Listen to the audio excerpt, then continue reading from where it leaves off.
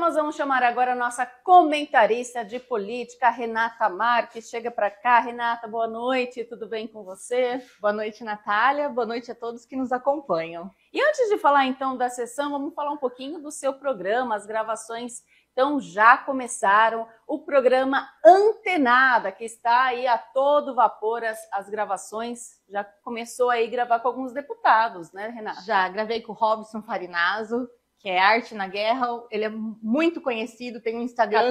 Catando Vence, um Instagram muito procurado para quem gosta desse tipo de assunto da geopolítica. Gravamos também com o Alexandre Guimarães, do Alexandre Guima, que é para quem gosta de armas, né? Ele é armamentista. E os deputados que já estão confirmados, o Tomé Abduche, Danilo Campetti.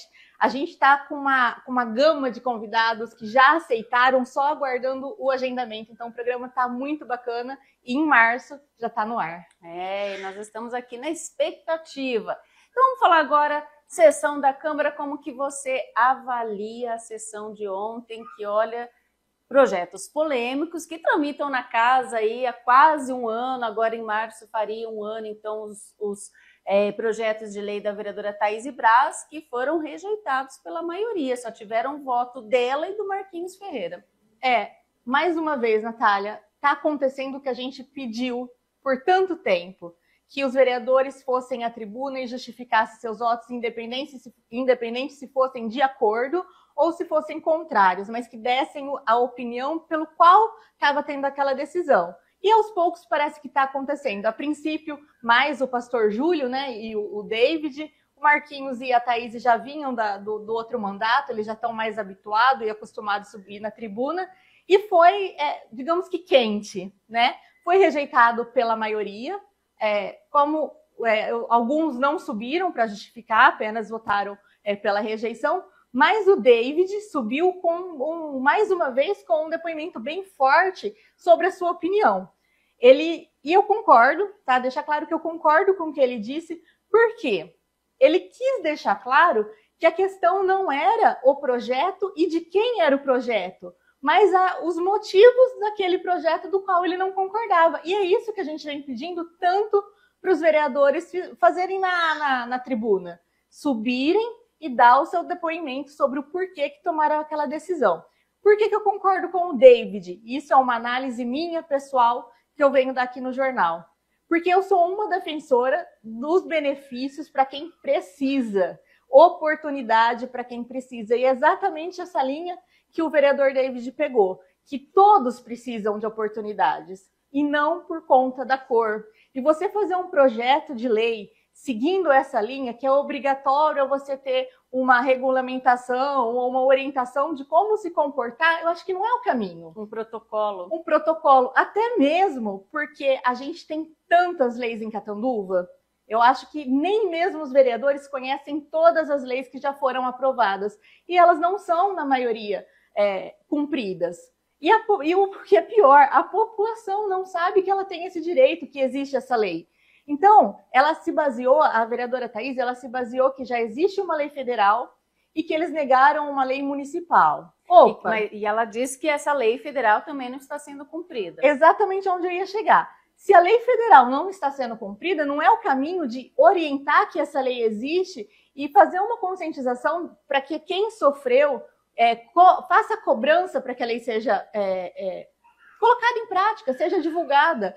O problema nosso é fazer leis que não são aplicadas. O pastor Júlio, ele foi praticamente explicar o contexto do porquê a comissão, né, deu o entendimento de não passar o projeto.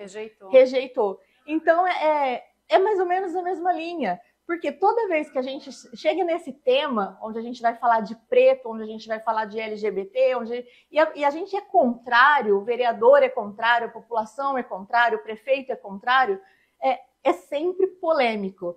Mas é um assunto que precisa ser discutido. Realmente, é um assunto que precisa medo de ser discutido, mas que todo mundo tem medo. A gente viu aí um ano o projeto que vai receber o pedido de vistas, foi empurrando com a barriga, E chegou no momento que agora é preciso a discussão. Exatamente. A discussão, ela é precisa e ela tem que ser aceita. Porque quando você é contrário a um projeto desse, quando você é contrário a um projeto de cotas, aí você é o que está errado, é você o que não quer o benefício do próximo. Nós somos todos iguais. Eu sempre defendi que precisam de políticas públicas, precisam de cuidados, precisam de protocolos, precisam de leis, mas que atendem à população de modo geral. Falou também da mulher, né? A Thaís que ela foi até Votuporanga, falou Sim. sobre as políticas que existem lá e faltam em Catanduva. Realmente existe, Catanduva, um déficit no atendimento à mulher. O que é diferente de políticas públicas como as leis obrigando o atendimento. Então, isso é um projeto que a mulher sofreu um abuso, ela precisa de uma casa de acolhimento. É diferente de fazer uma lei específica para atender só a mulher, uma lei específica só para o preto, uma lei específica só para o LGBT. Então, tem que ser uma lei que atende a todos, independente da sua cor, raça, religião e opção sexual, né? E a gente viu aí o Marquinhos Ferreira também usou a tribuna para defender, né? Ele disse aí, ele rebateu a fala do David Roger, né? Que ele falou, olha, aqui não é lugar para conscientização, aqui é lugar para fazer leis. Natália, e o Marquinhos foi um caso até bem interessante, porque ele fala que a casa está lá para fazer leis. E realmente, a casa é um poder legislativo, está para fazer leis. Mas tem um detalhe que a casa também é um órgão de fiscalização. E fiscalizar as leis que já existem e não estão sendo cumpridas também é um papel do vereador.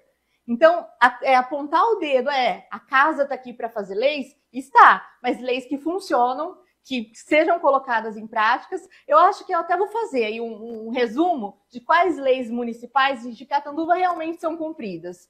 Porque eu, sinceramente, eu desconheço. Eu acho que é uma minoria. A gente perde tanto tempo com essas questões que ficam lá, esse projeto mesmo da Thaís, quase um ano, sempre adiando, porque eles não querem entrar em assuntos que são delicados, assuntos que custam caro, assuntos que perdem voto.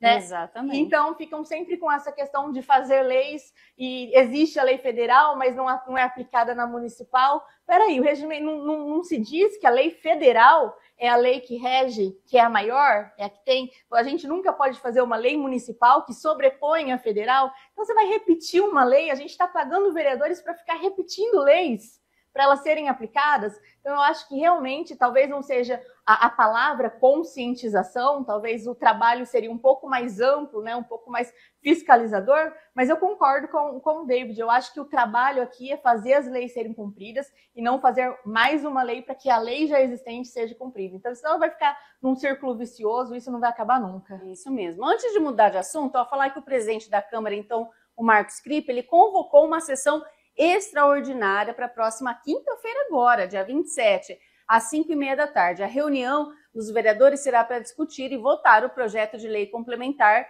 que dispõe sobre o artigo da lei municipal que trata do Refis, né, o Programa de Recuperação Fiscal, que permite, então, que contribuintes regularizem débitos municipais com condições especiais de pagamento. O prefeito, então, Padre Osvaldo, ele pediu maior tempo para a adesão ao Refis, podendo ser formalizado até o dia 30 de dezembro. Né? Então, o projeto ele foi aprovado por unanimidade, né, dos vereadores na sessão de ontem, né, de terça-feira, e vai, então, voltar ao plenário para deliberação em segunda discussão, então, nesta quinta-feira. E agora, sim, vamos falar também daquele caso do vice-prefeito de Rio Preto, né, que deu o que falar. Deu o que falar, assunto, mas uma vez polêmico, né? Às vezes o pessoal do movimento negro, o movimento dos pretos, não gostam que a gente fala que os assuntos, quando fala de racismo, é polêmico, que são assuntos que precisam ser discutidos. E até ontem os vereadores discutiram isso, né? Eles falaram sobre isso, o David Roger, o Júlio Zanini também. Mencionaram e repudiaram, porque normalmente, quando a gente se declara ser de direita, ser conservador, a gente já é taxado como racista. Isso é um estereótipo que já chega para quem se declara, né, de direita. Eu vejo como um ato que é de repúdio, não é inaceitável, independente se foi um vice-prefeito, um político ou uma pessoa comum. Eu acho que isso é indiscutível, tem que ser averiguado, investigado a fundo e com isenção.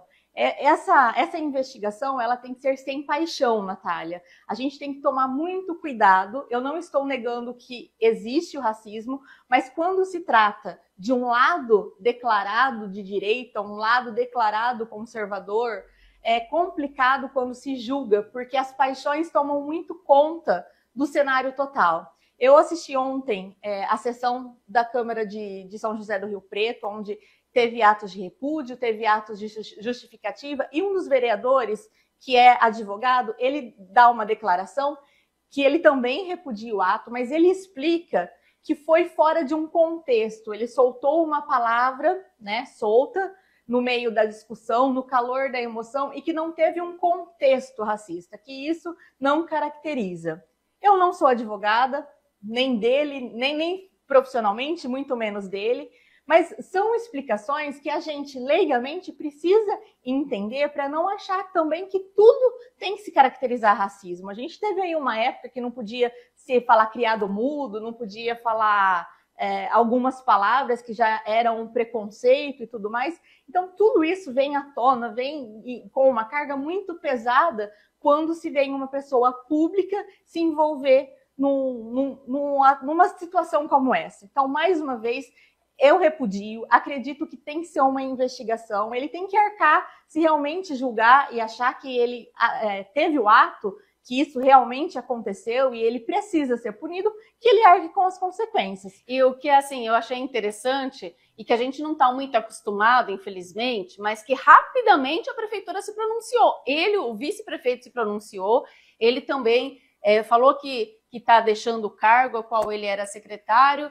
também temporariamente o cargo de vice-prefeito, e aí a gente vê assim que foi tudo muito rápido, a prefeitura logo soltou uma nota, isso infelizmente, né, a gente não está acostumado, porque infelizmente, mais uma vez eu digo, aqui demora muito tempo, e quando o prefeito se pronuncia. Tá aí, Natália, um ponto que eu queria chegar. Não é comum, a gente não está acostumado a ver uma pessoa de um cargo público envolvida numa situação, seja como essa, ou seja em denúncias, tentar resolver de uma forma tão rápida. O fato aconteceu no domingo, na segunda-feira o vice-prefeito já se afastou do seu cargo de obras lá de São José do Rio Preto, apresentou um atestado se afastando da função de vice-prefeito, já tem um novo presidente do PL para São José do Rio Preto, a prefeitura soltou uma nota se colocando à disposição, repudiando o ato. Então, assim, o contexto da situação foi resolvido muito rapidamente diante da população, o que a gente não vê aqui em Catanduva. A gente viu aí onde tinha denunciados em cargos da prefeitura que continuaram trabalhando normalmente, como se nada tivesse acontecido, denúncias onde o prefeito não vem se posicionar, fazer uma manifestação. Então, são casos diferentes que a gente pode tomar como exemplo de diferença entre São José do Rio Preto e Catanduva.